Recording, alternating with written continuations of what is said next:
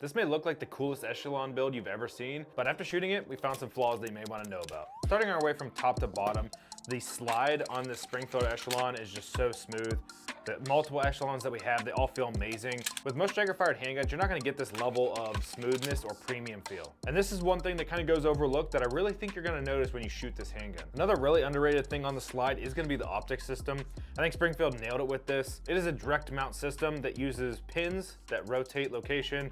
Great system, really good engineering from Springfield. Right now, honestly, I think this is one of the better systems on the market. Moving our way into the slide, I really like the slide serrations on here. They're very aggressive, and it has this big radius in the back that kind of helps with press checks. Worst case, you slip off these giant serrations, you'll catch this really deep gouge. And they have it on the back as well. It just gives you another point to interact with the slide.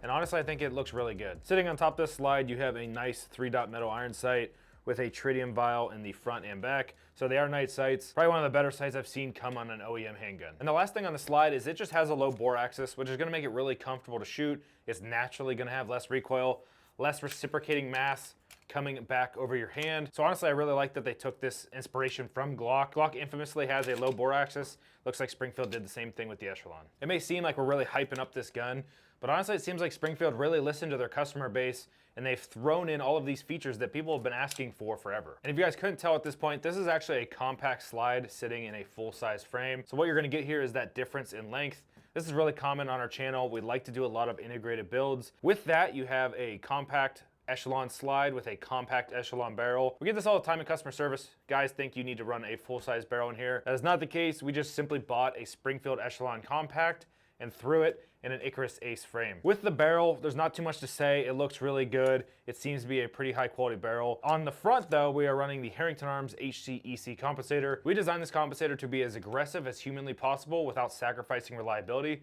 And we've definitely done that. This compensator does a great job of reducing that vertical muzzle flip and the linear in the hand felt recoil with those side ports. Most of you guys probably don't know, but when you throw side ports on a compensator, it's gonna really reduce that linear recoil. With the low bore axis on this Echelon and this metal frame, this gun shoots really good. Moving our way down into the frame, this is where you're gonna see the majority of the change in this actual build, what makes it special.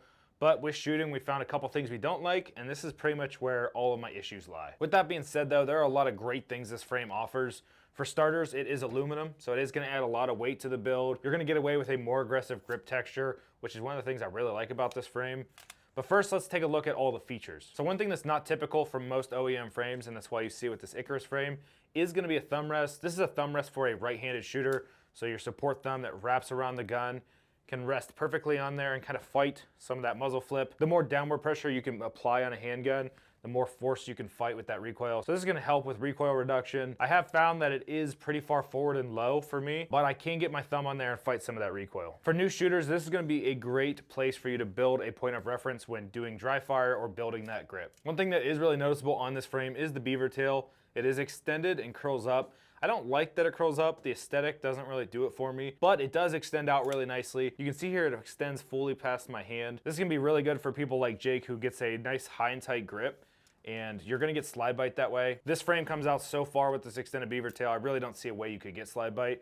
So there are pros and cons. Aesthetically, not the most pleasing thing in the world, but it is gonna help a lot for people that have that problem. Another thing that is gonna help for people that have large hands is gonna be this very aggressive undercut. It pulls your hand up really high up into the gun, which is gonna give you more leverage and be able to fight some of that recoil, but it also makes it much more comfortable. Whenever you build your grip, anything that pushes down on these knuckles creates a lot of tension and uncomfort in the hand. So the fact that they cut all this material out feels really comfortable when holding the gun, and is definitely gonna help for people that have bigger hands. One thing that I really like about this frame is gonna be the grip texture. As I mentioned earlier, it is very aggressive. You can get away with doing this because it is a metal frame. With the grip texture being aggressive, they were able to put it in multiple places. So you can see here, it's on both sides of the frame up here, where your support hand would go. It wraps fully around the frame, gets pretty much everywhere your hands are gonna be touching the frame, so you're gonna have really good surface contact. It's not so aggressive that it hurts like I have found with some of the other frames on the market. It honestly just feels perfect and would be really good for a competition setting. Another thing I like that Icarus did with this frame is gonna be the actual profile. It feels very ergonomic, very comfortable in the hands. I've fought a lot of aluminum frames in the past, and this is definitely one of the more ergonomic ones. Right off the bat when I pick it up, it kind of reminds me of the Walther PDP. feels very ergonomic in the hand and is very comfortable. And honestly, when you kind of look at this entire setup, you really start noticing why it is so easy to shoot and why it's so comfortable to shoot. The beaver tail, the undercut, the grip texture, ergonomics, trigger, this kind of just makes it easy to shoot, and it kind of makes sense why it's the perfect competition setup. Moving our way to the bottom of the frame here, we have the built-in magwell from Icarus. This is a pretty nice magwell. It has chamfers on all 4 sides. The chamfers aren't huge. I did butch a couple reloads with this, but honestly, I think it came down to me changing my mag location. I was not running an IWB holster for this, so I was running a Neo mag. So reloading from that location just felt a little bit different. So I'm not gonna make that the gun's fault because I have reloaded with much smaller magwells. So it's nice that Icarus included one. Another thing I really like that Icarus did is they made it so aftermarket companies could add a magwell on here. They added a mounting point. So maybe sometime in the future, Herrington Arms will actually work on a magwell for this. This is rather small for a competition magwell, so I could see us in the future offering a competition magwell for this. So it's nice that they offered it. I really prefer the Icarus magwell over the OEM magwell because it goes from a very steep angle to a little bit more of a flared angle. It's also going to give you a little bit more guiding surface for the mag when you go to do a reload. So I do like that system a little bit better. One thing to note about the Echelon as a whole is gonna be the trigger. I really like the trigger on a standard Echelon. To me, it feels really good. The brake is rather light, and the reset is rather positive. On some guns, it seems to have less positive of a reset. You can feel it pushing your finger forward, but you don't hear that tactile click. Some things changed on the aluminum frame. I'm not sure why this is. I don't know if the trigger bar is actually dragging on the frame, but it made the trigger pull a little bit heavier. With that, you can feel a better wall. So if you're trying to stage the trigger, it's gonna feel a little bit better in this case. However, the brake is going to be a little bit heavier. If I had to guess, probably 2 pounds heavier, so it's noticeably heavier, and it has a much more tactile and positive reset. Both of these guns felt the same in their polymer chassis, but when we switched to the metal frame, it just changed a couple things. So I actually prefer the polymer trigger setup. I think there's just less friction on that trigger bar than I do on the metal one. I think this will probably break in with time and start feeling a lot like the original Echelon trigger, which to me just felt better. I felt like I could shoot it a little bit faster. I did have a couple hangups when shooting this today. The way this trigger was breaking and resetting gave me some trigger freeze. Just know that you might want to add some oil in here or break in your aluminum frame. Not sure if this is gonna be the case for everybody, but it is something I definitely noticed today. Last thing to note on the trigger with this frame is gonna be the length of pull. It feels very good, very similar to the OEM Echelon. So if you do like the length of pull on the Echelon, the aluminum frame isn't gonna change it a whole lot. To me, it feels almost identical. It's one thing I do like about the Echelon is the length of pull feels pretty good. It's not as long as probably the P320, but it definitely feels better than some of the other striker-fired guns on the market. Some of the other things that stayed stock on this build is gonna be the slide lock, slide release. This is an interesting slide lock because it just comes out as a shelf. You see most handguns, it kind of comes out and down like it is a lever. In this case, it's just a little shelf, but it works really well. I have never had an issue hitting slide lock with the Echelon. It is small, so it's not gonna be very big. Honestly, it works great for the purpose it has, and I've never accidentally locked the slide open like I have with Glock. In that same vein, the mag release stayed stock. This is probably one of the better mag releases I've found on the market. The button is not hard to depress. I really like the spring that they used in here. Again, Springfield used metal mags, which I prefer over plastic mags. So it just drops really free. It's very positive, very much reminiscent of the Springfield Hellcat. So I really like what Springfield did here, and that's one of the reasons this stayed stock. There are not a lot of aftermarket accessories for the Echelon yet, so maybe this will change in the future. But one thing to note is it is kind of loose in this Icarus frame. You can hear it rattling around when I touch it.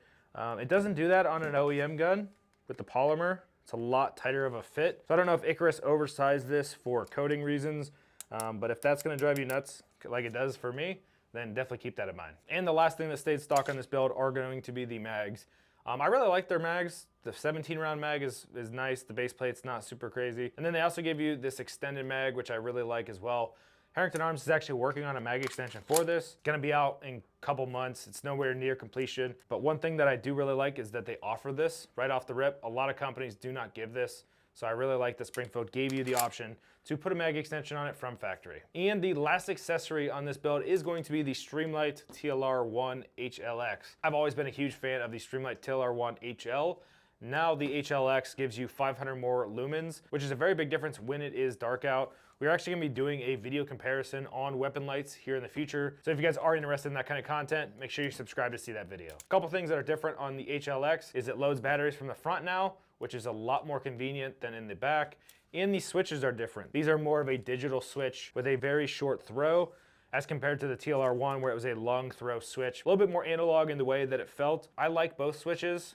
In my opinion, the HLX switch is a little bit better. Just seems like less work to activate the light, so I can appreciate that. All said and done, without any ammo in this gun, it weighs 2 pounds and 3.5 ounces, which is a lot for a handgun. And I think that's where this gun is going to shine, is its weight. This thing's not gonna have a lot of recoil when you go and shoot a competition, or even if it was a nightstand gun, you're gonna get a lot of benefits out of that weight. Before we get into the cost of this build, I kinda wanna go over some of the notable cons that we've really noticed the more we shoot this setup. Right off the bat, the tolerances are very tight. Installing the FCU into this frame was very difficult for our gunsmith, and he's a gunsmith. If anybody could find an easy way to do it, it'd be him, and he had a lot of complaints about installing this setup. Another thing we noticed is the rail system seems to be slightly undersized. The Surefire X300 would just slip on and slip off. There was no great locking. The TLR1 HLX, we had to throw in a random key to get it to fit tight. So it seems like the rail might be slightly undersized, or maybe we just don't know which pin to use for the weapon lights. So keep in mind, if you're gonna be throwing a weapon light on here, you might have to play with the different accessories the light actually gives you to get it to work properly. As I mentioned earlier, the trigger feels noticeably different in the aluminum frame over the polymer frame. To most people, that's probably not gonna be a deal breaker, and it will probably break in, but do not be shocked if you throw your setup in a aluminum frame and the trigger feels a little bit heavier. With that being said, we've also noticed quite a bit of machine marks on this frame. If you're somebody who is as picky as I am, you're going to see all the blemishes and machine lines. All the 3D machining that has been done to this has a lot of machining marks on it. So if you're somebody who's very picky, that is probably gonna drive you nuts. Just know this is kind of a commonality I've seen with Icarus. They keep their prices a little bit lower than some of the competition. And the reason I think this is because it looks like they push pretty hard with their CNC machines, and they're really cranking these out pretty quick. And last but not least is actually gonna be the aesthetic of the frame. A lot of people may not like this large bump out on the back strap or the curved up beaver tail. This definitely has a more aggressive look, and it's not gonna be for everybody. For me, I think it looks really good. I could do with a standard flattened out beaver tail, but other than that, I really like the aesthetic of this frame. So now part of the video where we're going to go over the cost and where most people are gonna leave because this build was not cheap. Jumping right in, we have a compact Echelon with a threaded barrel for $650. We have the Icarus frame, which costs $400. Like I mentioned earlier, this is still cheaper than some of the frames we've seen out there. And for what you get, I think $400 is worth it. It is not cheap, but it is going to make a great competition setup. The Holosun 508T for $400, the HLX for $200. That is a great price on this weapon light. In my opinion, this seems to be a lot better than the Surefire X300. And last but not least, the Herrington Arms HCEC compensator for $90. That comes to $1,740.